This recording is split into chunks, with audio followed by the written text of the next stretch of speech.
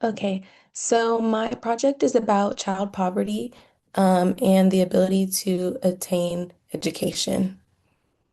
And I use data from the ASC, using like 2022 data from Georgia counties.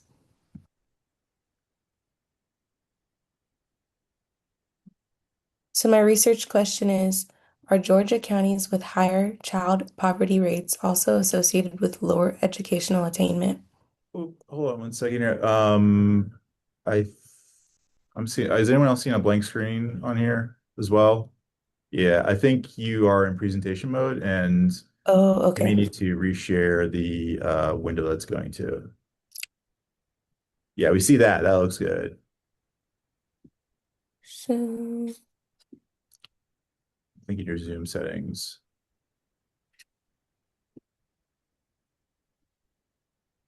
Let's see. Split screen now. There we go. Lovely. okay. Beautiful. Good. Okay, so like I was saying, my question is about child poverty. So it was, are Georgia counties with higher child poverty rates also associated with lower educational attainment? And so I just thought of some other questions that went into my graph making. What roles do socioeconomic status, school funding, and unemployment play in child poverty across Georgia counties? Are there racial and regional disparities in child poverty across the state? And then my hypothesis was that higher educational attainment and median household income are associated with lower child poverty rates, while elevated unemployment correlates with higher rates. And then that racial and regional disparities are present in child poverty outcomes across Georgia counties. So my data comes from the American Community Service Survey, 2022 5-year estimates. It's 159 Georgia counties. The variables were poverty, education, income, employment, and the counties were classified by region. So I had Metro Atlanta versus the other areas in Georgia. And then by race, I did majority Black versus majority white. This is my summary statistics. I had about 159 observations, and then the variables again. So for degree attainment, it was bachelor's. I had child poverty rate as another variable, like I said, medium income and unemployment rate.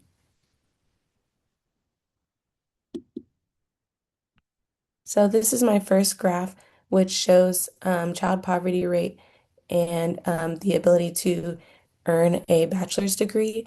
And it's a strong negative correlation, which basically just means that um, you're less likely to receive a bachelor's degree if you're in poverty.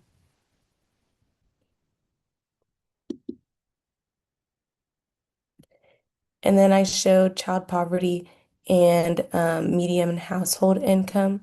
So the higher the income of a household, the less likely it is for you to be in child poverty.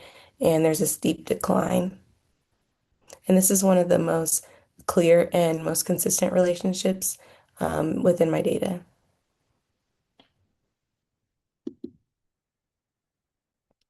So then there's a regional divide showing that there's less poverty in the metro Atlanta area versus other Georgia.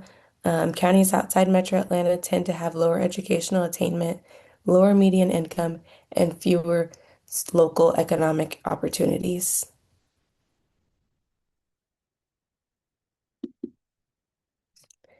And then I showed the comparison with race. So it was clear that majority Black children are in have a higher poverty rate, but they are still having a similar attainment to education. Um, Majority white counties, they show a slightly steeper decline in child poverty as degree attainment rises, and each reach lower poverty rates overall at high attainment levels. And then majority black counties, they show consistently higher child poverty rates at every level of educational attainment, even when attainment is comparable.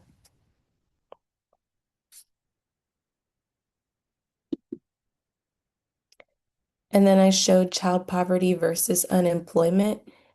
So excluding the outlier, it's showing a fairly positive relationship between unemployment and child poverty. So the more likely or more people that are in unemployment, the higher child poverty is. So the conclusions that I came to were that higher educational attainment and household income are strongly associated with lower child poverty. Counties outside Metro Atlanta face notably higher child poverty rates on average than metro counties. Racial disparities are clearly present. Majority Black counties showing higher child poverty at every level of educational attainment compared to majority white counties. Unemployment's relationship with child poverty is more complex, but it's a more positive relationship. So, other factors, I wanted to look into maybe what housing burdens or family structures, how that could affect poverty in Georgia counties. Also, what government aid can make education more attainable for those children that are in poverty, because it was clear that those within higher household incomes were the ones that do receive higher education. And then how have these relationships changed over time? And do they hold at the school district level rather than just the county level? And that was it. Excellent, excellent work. Can you go back a few slides for me? Your Yes. race education and child poverty slide, I thought was really interesting. Oh, am I still sharing? I see you. I don't see your Oh, deck anymore. If not, I think I have your deck. I can pull it up. I'll let you okay. drive it.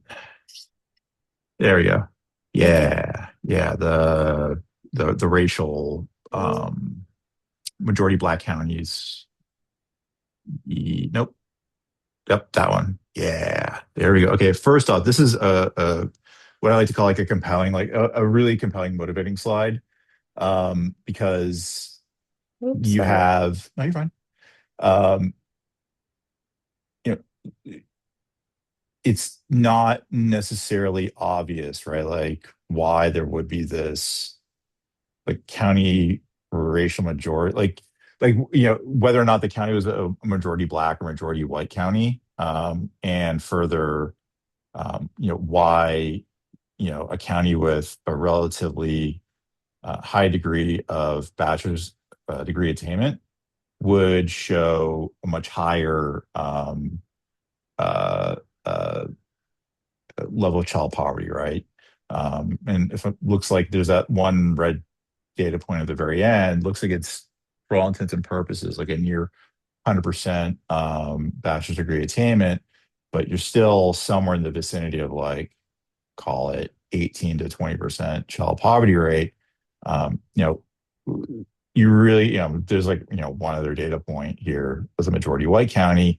But for the most part, right, like if you're at that high of a bachelor's degree attainment, you would expect, right, like the child poverty rate to be down like closer to 10%, right? So, you know, I guess sort of like the question is like, this is sort of like a, almost a signal around we call like a skills mismatch, right? Like, so you have like a population that is educated to some extent, yet you're not seeing the connection with wages. You're not seeing the connection with lower child poverty rates, and that could be because there's this skills mismatch, right? That there was something that was sort of relevant in that particular county for some period of time, and they just have no, okay, these are like almost like policy relevant, like policy actionable, right? Kind of metrics where you don't have a whole lot of data points to really sift through, but the metric is kind of screaming at you, hey, like, let's go ahead and take a look at this and see what's going on, right? Is there a policy we can recommend? Is there a narrative here? Is there a story? Is there a data quality issue? Right? There's a whole slew of things that we can ask of the data to try to figure out like what's driving this outlier. But I do want to caveat though, like if you notice, there are almost, I think you said you had like 130 or 40, I'll call it 150 data points in here. There's an almost countably small number of majority Black counties. Um, and with that small of a data set, you kind of have to ask your question, you kind of have to ask the question, how much of what I am observing is just due to just pure random chance, right? Like how um, I guess said differently, how representative is this data point at the very end here to what we see with the rest of the, with the rest of the counties? And it could be that it's just, look, it's a fluke in the data set and, there really isn't anything here. If I kind of back up a little bit and I go to, closer to 30 and 60% bachelor's degree, Sorry. no, you're fine. Bachelor's degree attainment, I get something that's a bit closer to the other counties, although it is still higher. Uh, but those are sort of the questions, right? But the data is like telling you something here. Like it's saying like, hey, why are these majority Black counties um, seem to be having a much harder time of things than everywhere else? So yeah, this is good work. And then on your if you can back up a couple slides. I go back one more. So I think you had a Oh, it's child going poverty rate backwards. versus, yep, that's fine. You think you had like a child poverty rate versus uh degree attainment, just like Degree an attainment. aggregate. And I think you'd made the claim that or was it income? I can't remember which one it was, but there was you'd made a claim around or trying to make a causal claim that the higher the child poverty rate, the lower the degree attainment. Um, that children may be at some disadvantage to getting Mm, education, right? And that may be that may be a causal arrow you can draw with the data. mm, But I think what is more likely is that it's more about the parent, right? And so as the parent, um, uh, as that bachelor's degree attainment decreases, the child poverty rate kind of naturally increases. But knowing what we know about um, educational attainment and the resources available to children, right? That the parent's income is a massive, massive factor in that, right? Like, there are policy tools available to help bridge those gaps, right? So you can think about like school funding or starter programs, daycares, right? Like, there's all these initiatives to help kind of chip away at this bachelor's degree attainment because we know that, right, as people become educated, they make more money, child poverty rate just falls to the floor. Um, to make a kind of stronger claim around, like, do these children that experience, let's say higher than average poverty, do they then go off to, what does their future educational attainment look like? That's it's a slightly different claim. So I would just, um, and that's kind of no fault of your own. It's oddly enough, if you take 345, we get into exactly this sort of discussion, right? And we have some statistical tests to help refine the questions and the claims that we're making around the data. But I think in general, right? Because we've looked at other data before, and you can even say like, look, we looked at California schools data set from the 90s, and we know that, right, parents' education is a massive contributor to standardized test scores, right? And that parent income, right, is strongly correlated with their degree attainment, right? And so as parents get more educated, they have higher wages, they're able to spend more on kids' education, they end up having a better education outcome, right? Overall. And so I really, this is a good slide. Just those would be the things about, on this particular slide, like where I would expect to get pushback on that statement is like, just around there. But again, like that's Econ 345. So if you want to just crush this slide in about a year and a half, I'll be looking for your enrollment in our fall class. Great work. Looks great. It's clean. It's got great flow. Good job. Thank you. Who wants to follow that tough act? I can go next. Dude, just jump right out in front. I love it. Right in the middle of traffic. Show me what you got. I think I need to make you a co-host. 1 second. Or not. I think you're sharing your screen. Yep. Ooh. Get some illustrations. All right, I'm ready to be. All It's all right. you. So the question I'm answering today is, do higher income counties in Georgia have more hair care businesses? Presented by me, Janara Cornet. And yes. So again, my research question is, do higher income counties in Georgia have higher rates of hair care business ownership? My hypothesis is counties with higher median household incomes will have more hair care establishments, reflecting unequal market distribution of essential personal care services. And why this is important to me, in general, it will shed light on equity access and to hair care services across Georgia communities.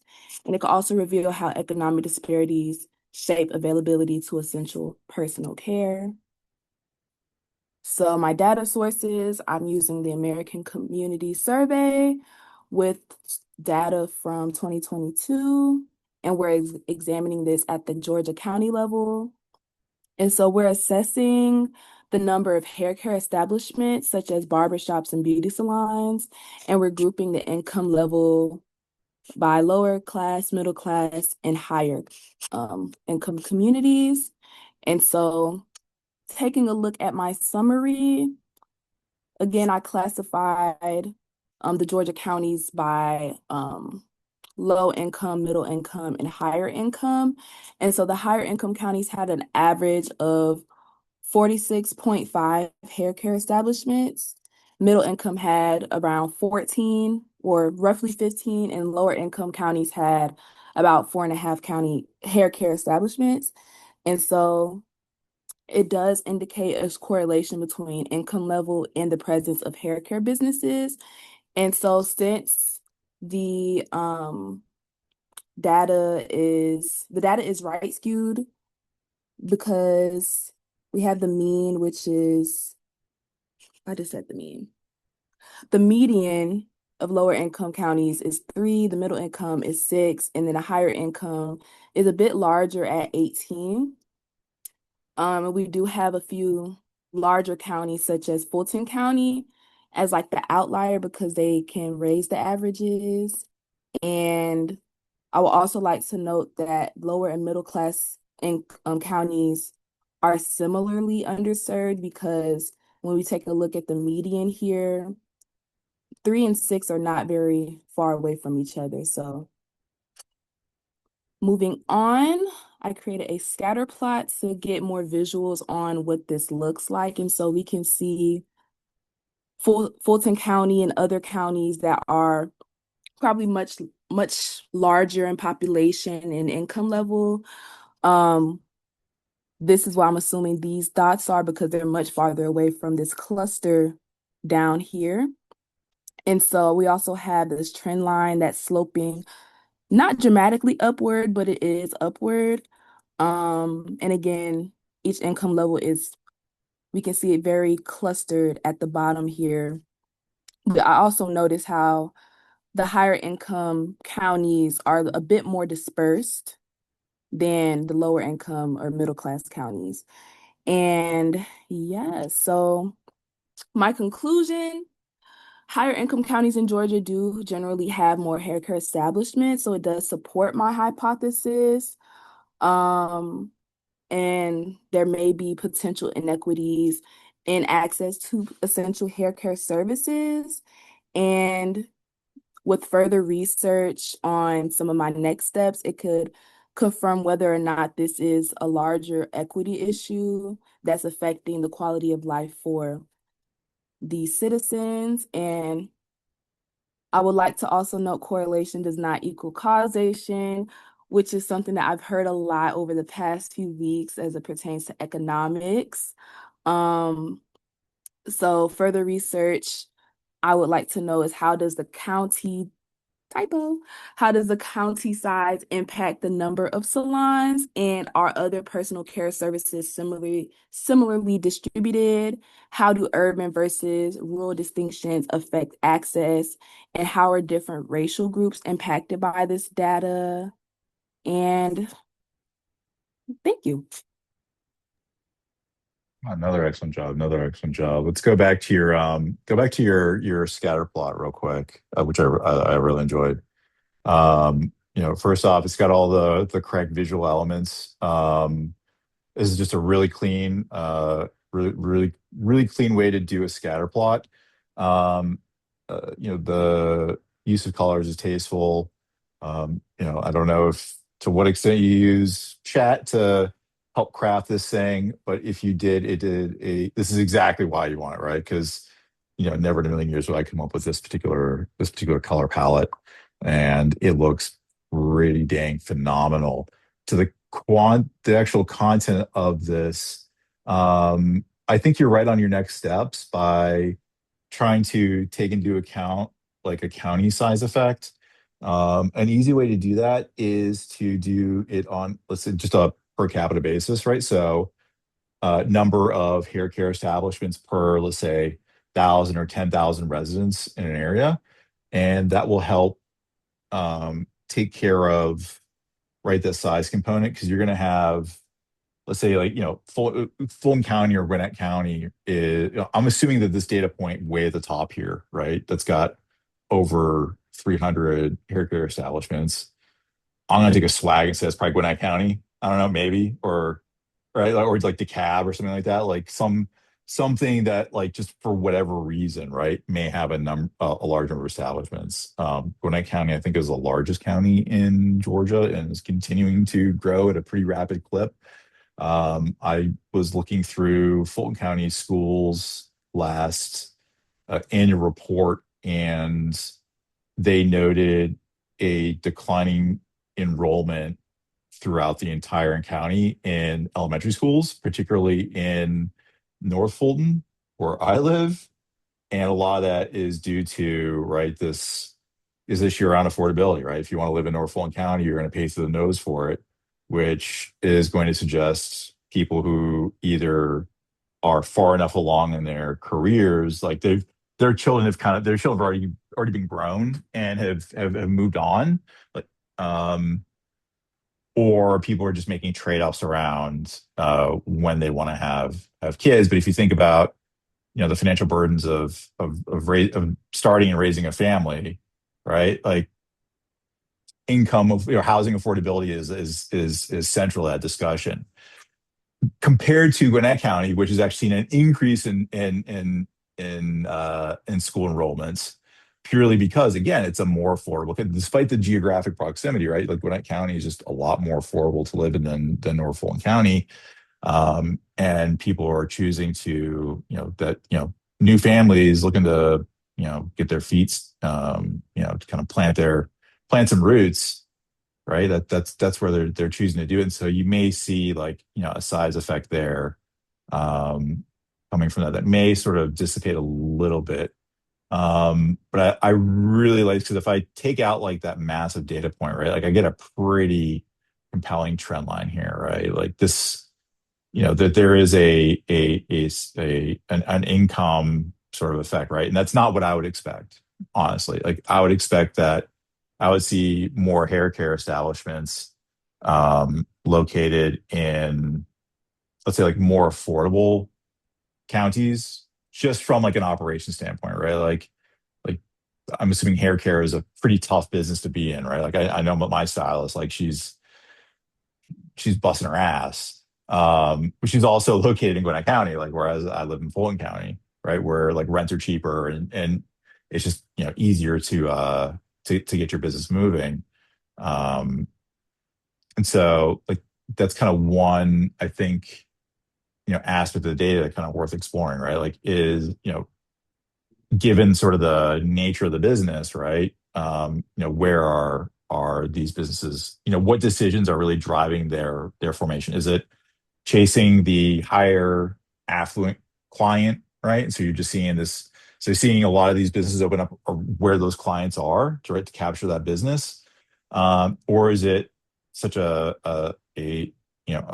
thin margin business that it's really being driven by the cost. So they may be moving into some of these uh, maybe middle or lower income or lower on the median household income spectrum areas to kind of sort of protect their profitability. And it's kind of, you kind of see that, right? Like as a median household income kind of gets around 100K, like 90 to 100K, and it looks like there's just a fall off in the number of establishments, right? So it's kind of like, oh, like, is there some balance between, right, the market and what they're able to charge for their services versus, um, right, what it costs to start one of these things up, right? Like rent's like a massive part of their, you know, part of their part of their business. This is okay. One, it's a really cool question, right? Like you kind of came out of left field. Like it's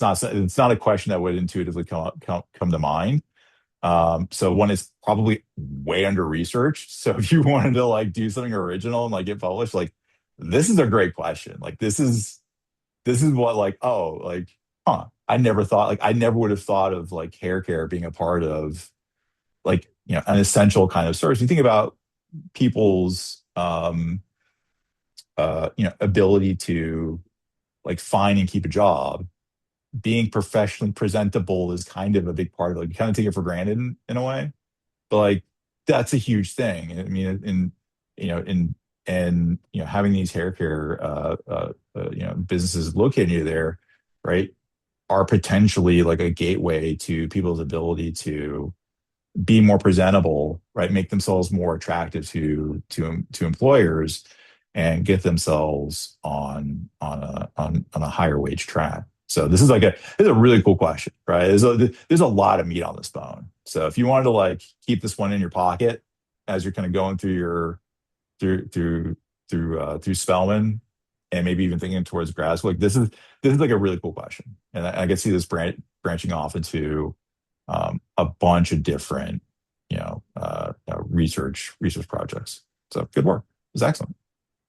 Thank you, thank you. It kind of Yeah. goes along with my nonprofit, a nonprofit in high school called Makin's Meat. And we pretty much started like a hair care pantry at my high school. And so now we're working Huh. on Oh, creating one cool. at Spelman in collaboration with another organization on campus that is focused on hair care. And like the data, I wish it was a little bit more recent because I know we can't get anything like within Mhm. like the last, has to be like 5 years ago or longer. Yep. But I wish it was a little bit more recent because with the data being like after COVID, I know a lot of people started prioritizing like self-care and things Yep. like that less during COVID because I mean, we're quarantining, we don't want to catch COVID or get anything like that and bring it back to our home. So a lot of people resorted to doing their hair themselves, including Mhm. myself.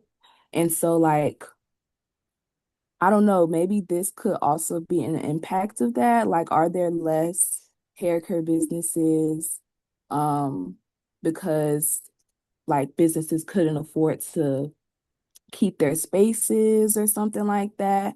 Or are people resorting to doing their own hair? So like business isn't as booming as it used to be.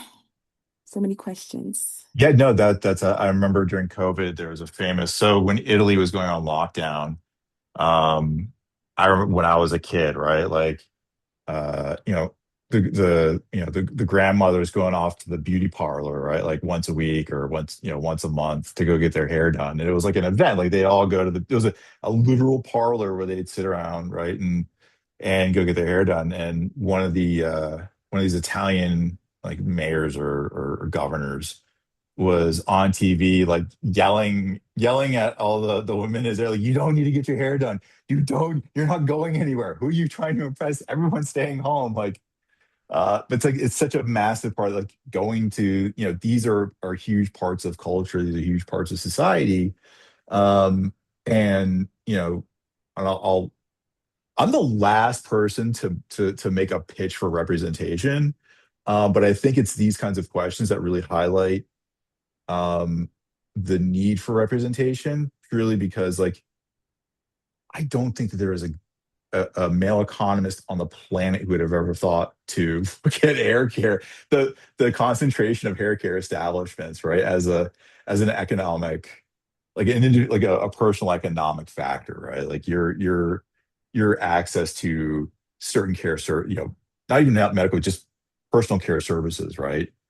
Having an effect on your economic outcome, right? And I think that this is, it's a cool question and it's cool data and it's got a lot of cool spin-off questions. And these aren't things that I'd be hard pressed to find many people who, right, like myself, who would think along this dimension, right? And so there's this massive unexplored space of research, right, that you can just start basically cornering to become the expert on it. I think it's incredible. This is good stuff. Thank you. Thank you. All right. Malia, you are up.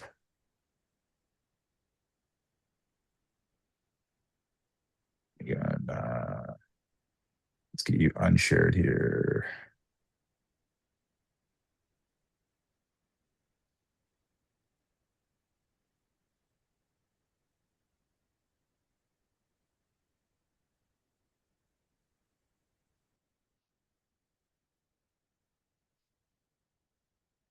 All right.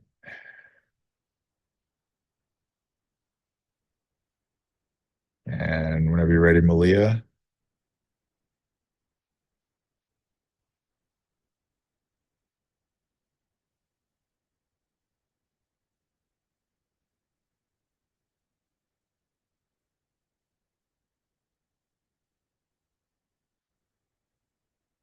Okay, before everyone gets going, I just want to say, like, everyone's decks look phenomenal.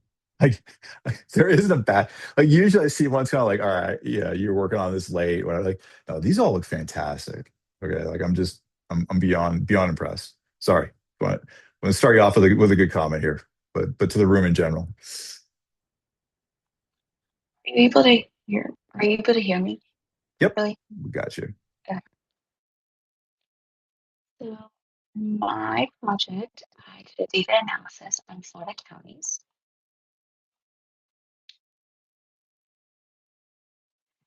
My research question, I am asking the question, which counties in Florida had the highest percentage of residents living below the poverty line, according to the latest American Community Survey 5-year estimate? And how does the poverty rate compare to median household income across those counties? And I hypothesize that Florida counties with the highest percentages of residents living below the poverty line in the latest ECS 5-year estimates are likely concentrated in rural North Florida and parts of South Central Florida.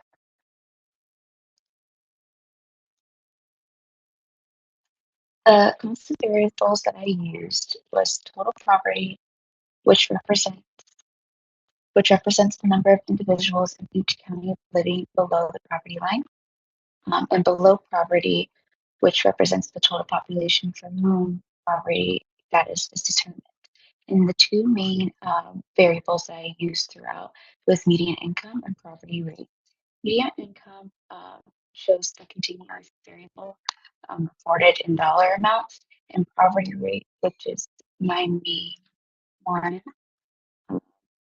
which had to be transformed for the analysis, and it represents the percentage of individuals living below the poverty line in each county. My summary statistics, I looked at both the property rate and the median income. The property rate, I saw an average across Florida counties of 14.66%, while the median is 13.20%. Because the mean is slightly higher than the median, the distribution of property rates is right skewed, meaning that a small number of counties have relatively high property rates that pull the average upward. For the standard deviation, 5.6% is 5.6%, indicating moderate variation in property rates across counties.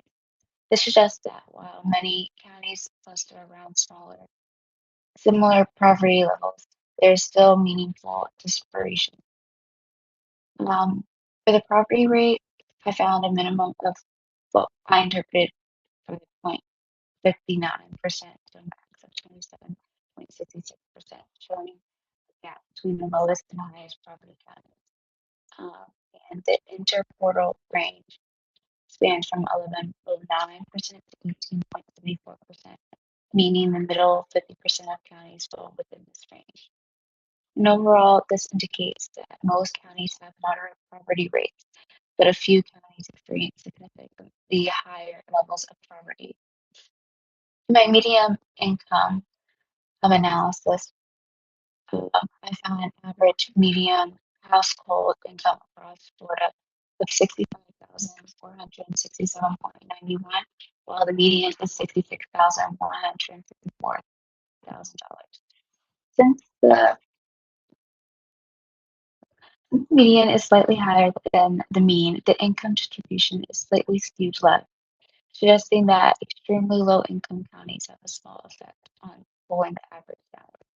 The standard deviation is 13,332.28, indicating moderate variability in income levels across counties.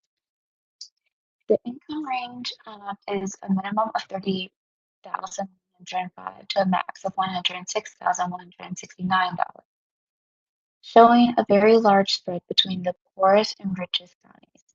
The interportal range runs 54,650.50 cents to 74,358.50, meaning the middle half of counties are clustered within this range. And overall, most counties fall in a relatively tight middle income band. There are a few counties with very high income that increase overall inequality across the state. To go into my graphs to put a visual representation, I first did a scatter plot which shows the relationship between median household income and poverty rates across Florida counties. And I interpreted this as that there is a clear negative relationship between the two variable counties, with high median incomes tending to be lower poverty rates. The pattern shows that the economic well-being is strongly associated with lower levels of poverty, and the relationship is not linear.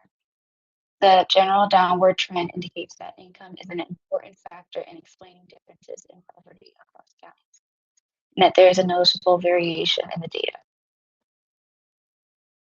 In my histogram, I wanted to do an analysis on the median household income, which shows a fairly wide distribution of income levels across counties. Most counties fall in the middle income range of about $50,000 to $70,000 dollar income, but there are counties with both significantly lower and slightly higher income. The distribution appears slightly skewed, with a small number of high income counties extending above 100,000. Oh, I'm so sorry.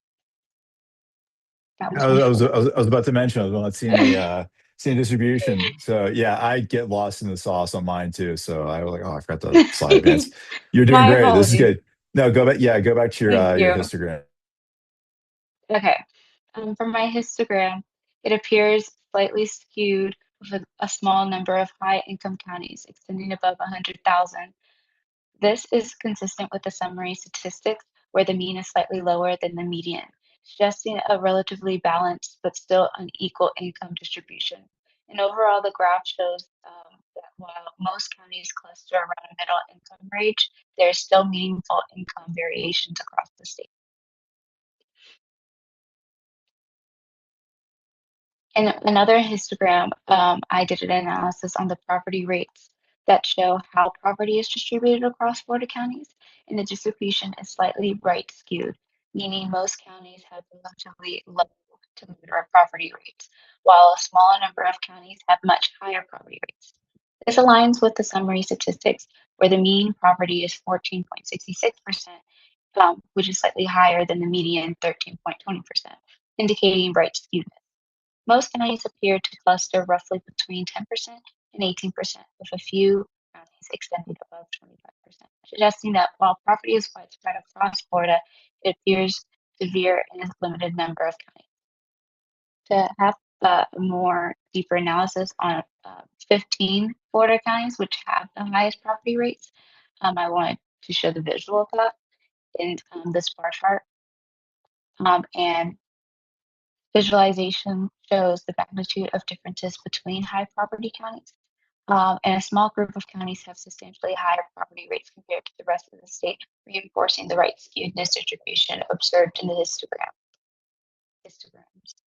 These counties represent the extreme upper end of poverty in Florida. This chart is particularly useful because it directly identifies where poverty is most concentrated, which is not as easily visible in summary statistics.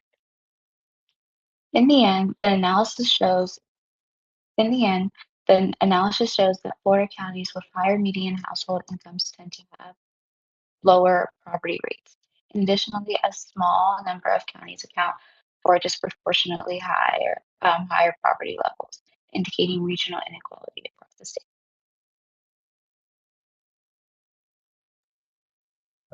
Excellent work. Go back a couple. So first off, I usually cringe at console output. Your summary stat, you pulled it off with the summary stats. Like that's the best looking console output I think I've ever seen. Usually, like people just kind of like, kind of give up trying to get a table formatted, so they just throw a little screen cap, which is fine. But like you kind of put it around like a neat little border, which I really I thought was quite tasteful. Excellent. A little bit of creative flair there. On your you showed a chart of the poverty. Yeah, no, back one more. This one. Here we go. Sorry. Yeah, the median household income histogram. What I found interesting here, not so much that these distributions are skewed, although there is a skewness present. The fact that we have what's called a multimodal distribution here, or in this case, a bimodal distribution. So, a standard deviation or a normal distribution, right, has one mode in it, right, has one peak to the chart. This one's showing two peaks, right? So, in a sense, what this graph hints at is there isn't just one Florida, right? In fact, it's almost like there's two Floridas here, right? There's this one Florida where the median household income is somewhere in the vicinity of, let's say, like $70,000 a year, which I think is kind of what your statistics were hinting at, right? Like I think 65,000 was, roughly where you pinned it. But there's also this other cohort down around 50K a year, right? That is really representative in your data set, right? It's almost to the point where it's like you almost like, if I think about, if I ignore everything else and I treat the data blindly and I think about, right, sort of outcomes just being just purely from random chance, right? Just, we're flipping coins here.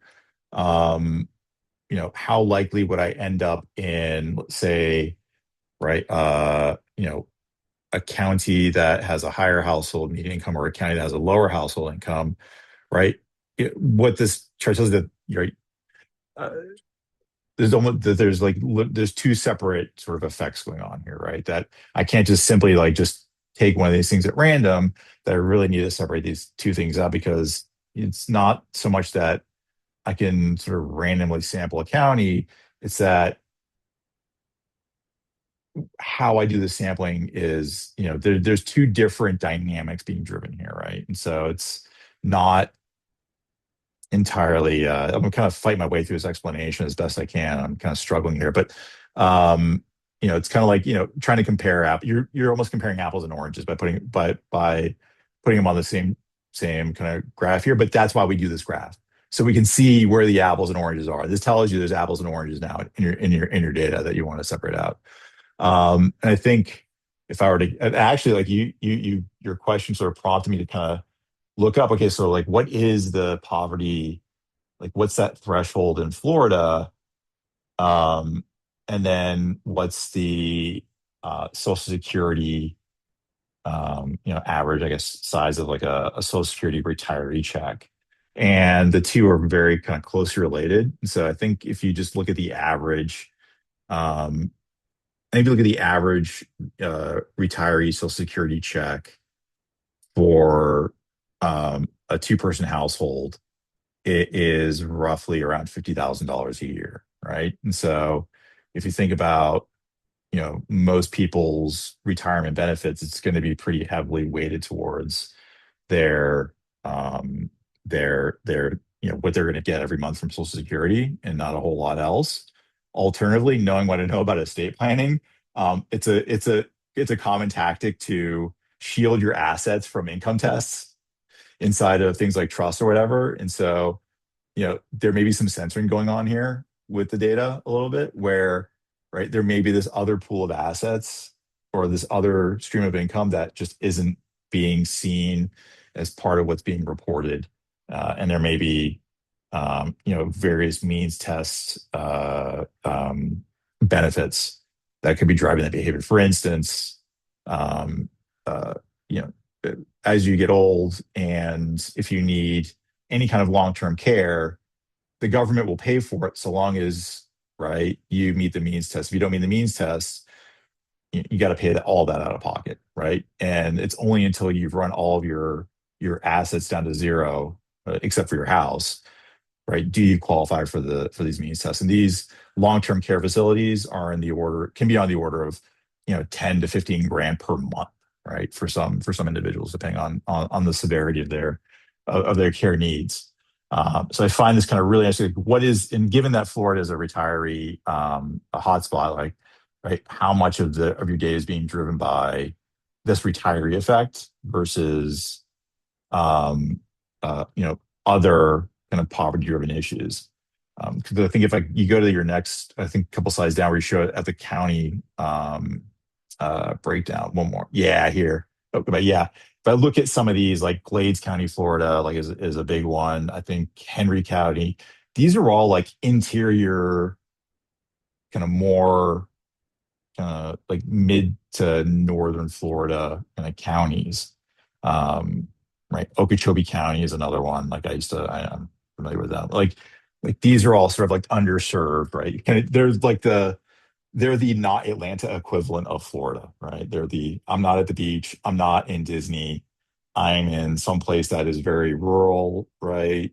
And life is just a little bit, opportunities have sort of skipped over these counties, right? And so there may be some area for exploration, right? And that could be, do these potentially make great places for retirees to move to, right? So think about, was it the Villages just north of Orlando, right? That's now like the place if you're retired in America, like that's apparently the place you want to move to.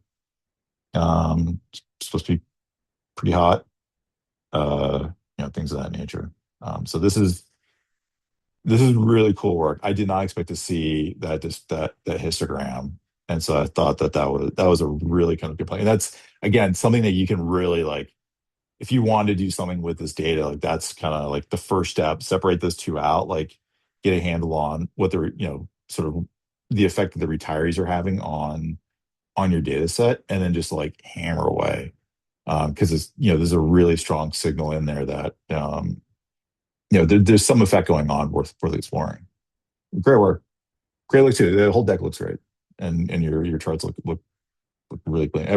All three of you guys, like, you're at such a high, like if this is what I would expect to see out of my 345 class. Like we would have you do some actual like statistical analysis where you run some tests. Um, but this is the caliber of output that we are looking for in our class. So aside from some math and doing it in Markdown, you guys are there. You guys are ready. So I should expect to see at least 3 enrollments to 345 when you guys get through after econometrics, right? When you're signing up for courses the next fall, I better see Johnny, Alyssa, and Malia at the top of the list because this is solid work. You guys are great work. Very impressed. I'm happy. You impressed me. You honestly impressed me. I didn't think it's been a weird semester. You're just looking at what I'm doing on the screen and right. I have some homeworks, but it's plus there's a lot of competition for your attention. I'm trying to be conscious of that, but also trying to get you guys like at a point where like you're actually able to do some work and not that I had low expectations, but yeah, like you impressed me. This is really good stuff. So good job. Good job, guys. Do you have any questions for me? No? Okay, cool. Well, it's like 9 o'clock and I don't know what the hell happened to everybody else, but you guys are good to go. Excellent work. Thank you so much. Cool. All right. Thank you. Yeah, it's been a pleasure having you guys in my class. This has been awesome, and I hope to see everyone in 345. I do have a question. Yes, ma'am. Sorry. So Go what ahead. class do you teach in? Econ. Well, I think it's econ or eco. I think it's whatever it's 345 is I think the course number. Because I forgot. You guys just do econ, but then I think you like change it or something. I can't remember which, but it's 345. It's was it exploratory data analysis in R is the name of the class. Because Mark and I teach it, and because we pair you up with real economists, and because like because they're economists, they treat you like a research analyst and start handing you like actual work. We limit our enrollment to like 5 or 6 students in that semester. That's about the limit that we can teach the class at. But if I'm not mistaken, that there's also like an internship opportunity paired up with it. So we have a survey center, pretty famous survey center, where we just smile and dial to every business in the country, enrolling CFOs as part of this big CFO survey that we conduct, and along with several other massive panels, and that requires a number of interns for that job. And so, depending on kind of where you're at in your degree program, that is also something that we kind of offer along with. I believe that is a paid internship as well. So, and what's cool about that is, I think the requirement's like 4 hours a week, but like you're kind of in the building and you get a badge. And so you don't have to wait for us to come grab you every Friday oh yeah. And the class is held here at the Fed in our research department. And so that's also kind of a nice little plus. And there's donuts and bagels. We try to make it kind of really nice. But yeah, it's 4 hours for that, and then you get a badge, and so you're able to kind of come in. And from the folks that have done it, like they got a lot out of it, and it's nice too because like, you're here, and if you got a question for us, like you can just come up to the 9th floor and be like, "Hey, Brian, like here's my laptop. What am I getting wrong?" And we can just kind of nail it down right there. So, highly recommend.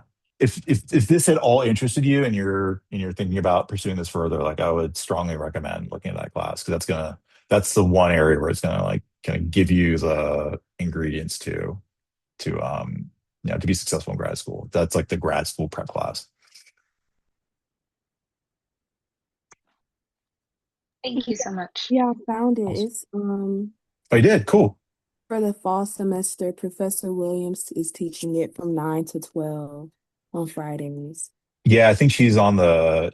I think Professor Williams is the. I don't know what you want to call it. Yeah, it's like listen to hers, and then yeah, it's from Fridays from 9 to 12. Um, trying to think. There's that, plus there's office hours, usually Tuesdays or Wednesdays from like 6 to 8, I think, is when we usually do it. And those are office hours are virtual. So if you guys got questions then, homeworks are a lot more involved.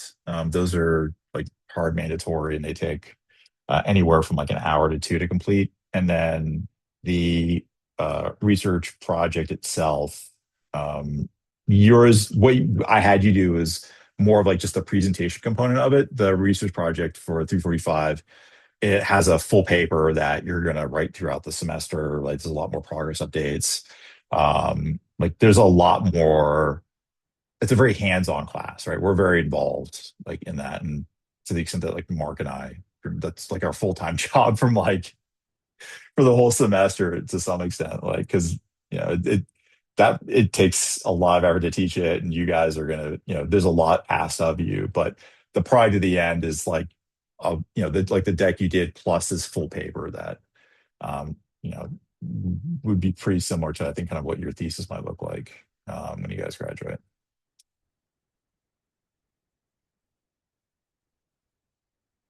Awesome. Awesome. And if you guys Just got questions sorry. about kind of registering for that class, Professor Williams is an excellent resource. Um, yeah, yeah, you can ask her kind of what all's involved and express your interest and what the prerequisites are, and or if you've got interest in taking your degrees a little bit further, also ask her. And the big thing for undergrads is like just getting like access to work and access to projects so you can get that experience. And the only way you're ever going to get that is you got to go out and ask. So that's kind of how I got started. I asked my professor when I was in college, like, hey, like, this is cool. Like, how do I do this further? And he's like, oh, here's a guy that is the chief risk officer for Credit Suisse. And he's got this like ridiculously expensive data set and he needs an analyst. So how about you go do that? I'm like, okay, cool. And kind of gets me, that's literally how it starts, right? Um, there is a lot of your professors have like some pretty big research programs underneath them, or they know some people who need help and they can get you engaged in this kind of further work.